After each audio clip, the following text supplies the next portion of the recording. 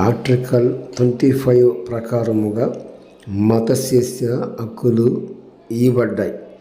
కానీ రాజ్యాంగంలో ఉన్న హక్కులని ఉల్లంఘిస్తూ ఈ రాధా మనోహర్ దాసు ఇతనికి రాజ్యాంగంలో ఉన్న మాటలు కూడా తెలియని ఇంత అజ్ఞానుడని చెప్పాలి.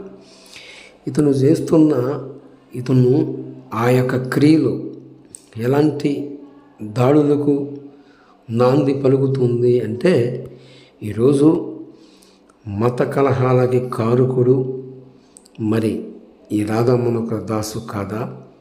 చూడండి, వీరు రెచ్చగొట్టే మాటల ద్వారా సమాజాన్ని ఏం చేస్తున్నారు, సమాజంలో ఉన్న ప్రజలని ఇటువైపు నడిపిస్తున్నారు. మానవత్వం మర్చిపోయి మారణ హోమాన్ని సృష్టిస్తున్నారు. నేను అడుగుతున్న మాట ఏంటంటే,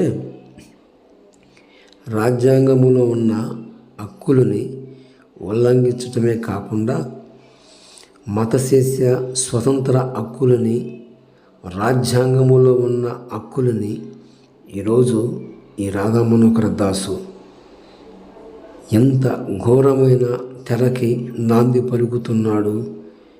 ఏమండి, ప్రేమైన నా భారతదేశ ప్రజలారా, ఎవరి విశ్వాసాన్ని వారు ప్రకటించుకోవచ్చు, నమ్ముకోవచ్చు అని రాజ్యాంగం స్పష్టంగా మనకి సాక్ష్యం ఇస్తుంది.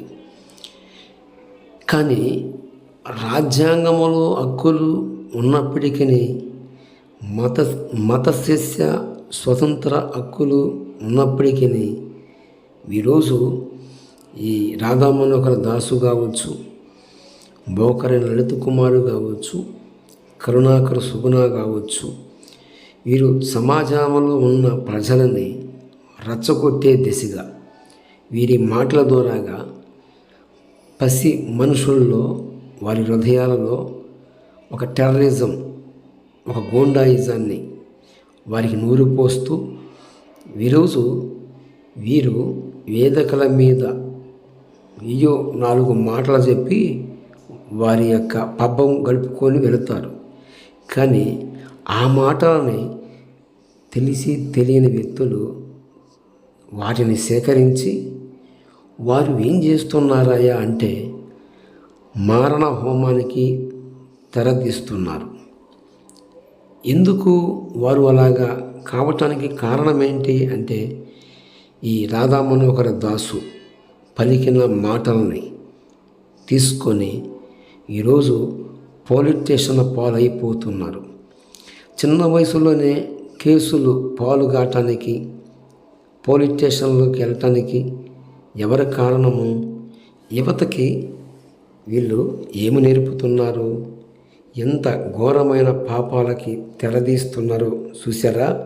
వీరి మాటలు కాదా? వీరు రెచ్చగొట్టే ఏకలు చేస్తున్నారు, మాట్లాడుతున్నారు. ఆ మాటలు ఎటువైపు నడిపిస్తున్నాయి? యువతని, భారత పౌరులను చెరసాల పాలు చేస్తున్నాయి. ఈరోజు కొంచెం ఆలోచించండి. యుగునులు, జ్ఞానులు, తెలివి కలిగిన వాళ్ళు ఉన్నారు కనుకనే ఈరోజు సమాజంలో కొద్ది గొప్ప భక్తి అనేది ఉంది.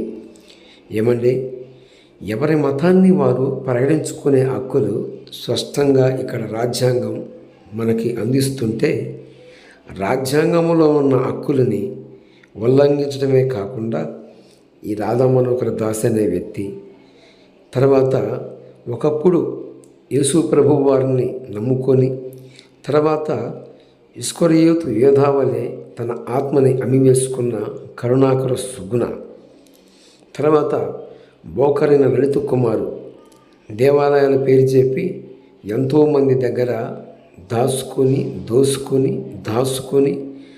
ఆ నిధులని మరి ఎక్కడ ఉంచారు? ఈరోజు వారు చేస్తున్న మాటలు, పలికే ప్రతి మాట ఎక్కడికి తీసుకెళ్తుంది? నేటి యువతని పోలీస్ స్టేషన్లో పాలు చేస్తుంది. త్వరపడి ఇలాంటి ఎత్తుల మాటలు వినవద్దని, విని మీ భవిష్యత్తుని ఎందుకు నాశనం చేసుకోవాలి? ప్రియమైన నా భారతదేశ ప్రజలారా, కొంచెము ఆలోచిస్తారా? ఇంకా చెప్పాలంటే మీ విశ్వాసాన్ని మీరు ప్రకటించుకోవచ్చు. ఇక్కడ నేను ప్రూఫ్ ఇచ్చాను. ఆర్టికల్ 25 ప్రకారముగా రాజ్యాంగంలో మత స్వాతంత్ర హక్కులు ఉన్నాయి. వాటిని మీరు స్వీకరించవచ్చు. మీ యొక్క మతాన్ని మీరు, మీ విశ్వాసాన్ని మీరు కొనసాగించుకోవచ్చు. ఏమండి, మతం మారినంత మాత్రాన కులం మారుతుందా? మారదు కదా.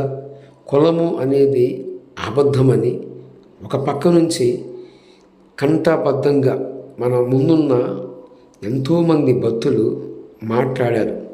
కానీ ఈరోజు సమాజానికి ఈ కరుణాకర సుగుణ, రాధా మనోహర దాసు, బోగ లలిత కుమారు వీరు ఇచ్చిన మాటల ద్వారా పచ్చని పసి మనసులు పోలీస్ స్టేషన్ల పాలైపోతున్నాయి.